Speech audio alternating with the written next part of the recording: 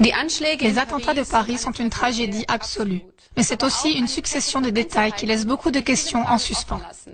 Comment un attentat d'une telle ampleur peut-il être organisé dans une capitale européenne? L'expression « management de la terreur » n'a pas encore été prononcée dans ce contexte. Mais Christoph Hörstel, ancien correspondant de presse en Afghanistan de la première chaîne allemande, nous explique ce terme et fait quelques déclarations brûlantes sur les prétendus attentats de Paris. Monsieur Hörstel, le terrorisme est maintenant arrivé jusqu'en Europe. Après ce qui s'est passé en France, on n'arrête pas d'entendre d'autres histoires provenant d'Allemagne, de Belgique et de partout. Je pense aussi que les gens ont peur, ou bien on leur suggère d'avoir peur. Est-ce un hasard? Non, bien sûr, ce n'est pas un hasard. Évidemment, cela a été préparé. Aussi, ce qui nous est rapporté par les médias de masse et qui n'est pas fidèle à la vérité, ça non plus, ce n'est pas un hasard. C'est pourquoi nous avons déjà entendu, il y a 1 an ou il y a 6 mois, que des combattants qui ont combattu en Syrie aux côtés d'Al-Qaïda, du front Al-Nusra et d'autres encore, allaient affluer pour ensuite probablement perpétrer des attentats terroristes selon leur ancienne manière de faire la guerre, des combats de rue, etc.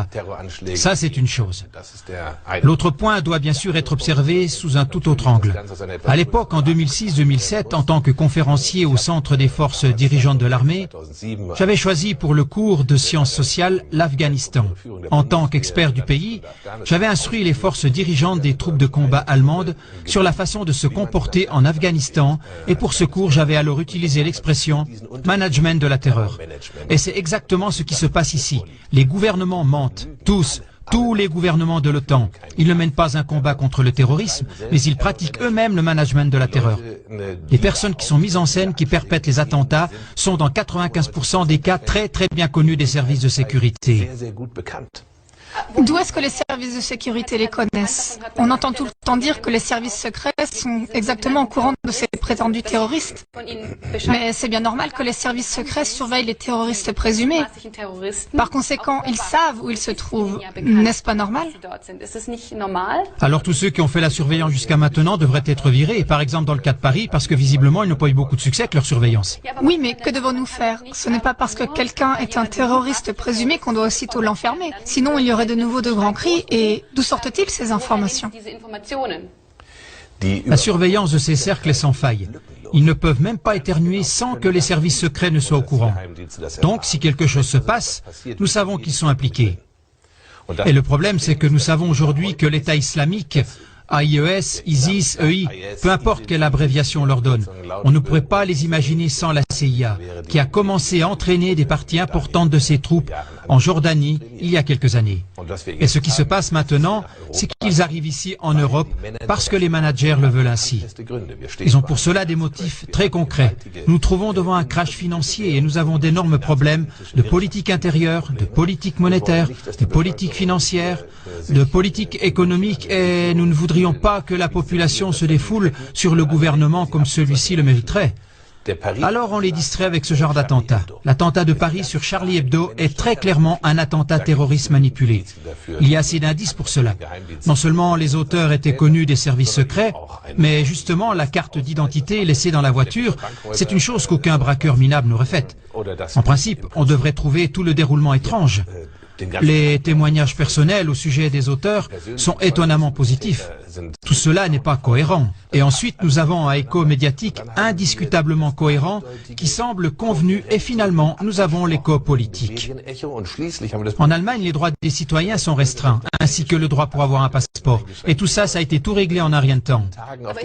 Mais ça, c'est peut-être quand même nécessaire. Je veux dire... C'est nécessaire. Si on veut avoir les terroristes sous contrôle, vous dites qu'il y a une surveillance sans faille. Par conséquent, on aurait déjà pu tout maîtriser au préalable, dans le cas de Paris.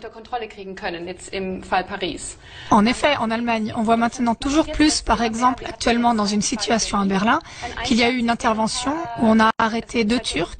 On a aussi une intervention à Wolfsburg, ce qui veut dire qu'on voit quand même que nos forces de police sont en alerte antiterroriste. Ils sont en alerte et un gouvernement qui pratique le management de la terreur via le ministre de la Défense, le ministre des Affaires étrangères et le ministre de l'Intérieur. Ce sont ces 3 qui, dans tous les pays de l'OTAN, sont coupables et devraient être mis en prison. Bien sûr, ils vont réfléchir comme « Quand allons-nous mettre en œuvre un attentat terroriste ? Nous allons y recourir lorsque nous aurons l'impression que la population devient nerveuse, d'une manière ou d'une autre, parce que le système politique de son pays ne lui convient pas. Ils le mettront en œuvre lorsqu'ils auront l'impression qu'ils en ont besoin, parce qu'ils n'arriveront pas à faire passer certaines restrictions, des droits civiques ou des lois hostiles à la démocratie. Donc encore plus de surveillance, etc. ou d'autres choses semblables, comme par exemple la loi sur les passeports qui a été adoptée. Par exemple, ce sont exactement ces points-là. Lorsque le gouvernement a le sentiment « Ah, nous arriverons à faire passer la loi sans attentat terroriste », bon, on va quand même arrêter quelques personnes, parce que ce sont peut-être des cercles qui sont contrôlés, mais ils sont quand même peut-être capables de se débrouiller tout seuls. Donc, le management de la terreur est un business très compliqué. On connaît cet exemple dans le cas de la NSA, où les services secrets intérieurs, les services de la sécurité du territoire avaient de toute évidence comme habitude de coopérer avec un groupe de tueurs d'extrême droite. Et ça, c'est de ces problèmes qu'il s'agit là. Si on regarde où cela nous mène à l'avenir, on a juste besoin de regarder quelles sont les données générales. Si on a une crise, alors le gouvernement s'assure qu'elle garde la population dans la confusion par ce genre d'attentats orchestrés. Et ça, c'est en principe du point de vue du management. Les attentats autorisés, les personnes qui se promènent par là... Ce sont là quand même des accusations virulentes. Oui, c'est une accusation extrêmement virulente. Il serait temps qu'elle se fasse entendre de plus en plus fort. Le sujet du management de la terreur, je l'ai enseigné à l'époque aux soldats et j'en ai aussi donné une définition. C'est justement l'instruction, l'armement, l'approvisionnement donné, le paiement, le personnel politique et aussi les mesures disciplinaires. Il y a des lancements de drones US au Yémen où les troupes d'Al-Qaïda qui réussissaient ne voulaient pas obéir. Alors justement, certaines de ces personnes qui n'ont pas voulu obéir aux ordres ont dû être éliminées, etc. C'est un business très violent, sanglant, et ça englobe des victimes humaines dans les populations innocentes de ces pays où cela se déroule, comme par exemple maintenant, justement à Paris. Est-ce que cela fonctionne ? Apparemment, cela fonctionne. Comme nous le voyons, l'attention de tout le monde est détournée. Le président français Hollande, qui est absolument impopulaire et qui était à 13%, a connu d'un coup une augmentation de sa popularité qui est passée à 29%. On se trouve en plein dans un vol à hauteur de billions par la mafia financière dirigée par la Banque centrale européenne pour acheter à grande échelle des papiers sans valeur, de façon à ce que la Suisse fuit l'euro avec effroi, et ainsi entraîne tout le navire à chavirer. Et ça, on doit bien sûr absolument le détourner. On ne peut pas laisser les gens venir à l'idée de vouloir tout d'un coup s'attaquer à la mafia financière. Ce serait vraiment déplacé. C'est pour cela qu'on a besoin d'une attaque terroriste. Merci beaucoup, Monsieur Hostel. Est-ce donc juste une diversion ou un terrorisme aux motivations vraiment religieuses? Car effectivement, une étude nous parvient d'Europol pour l'année 2013 qui dit que les musulmans ne seraient responsables que de 2% des attaques terroristes des 5 dernières années. Et si on regarde l'année 2013 de plus près, on voit 152 attaques terroristes dont seulement 2 avaient des motifs religieux et 84 des motivations nationalistes ou séparatistes.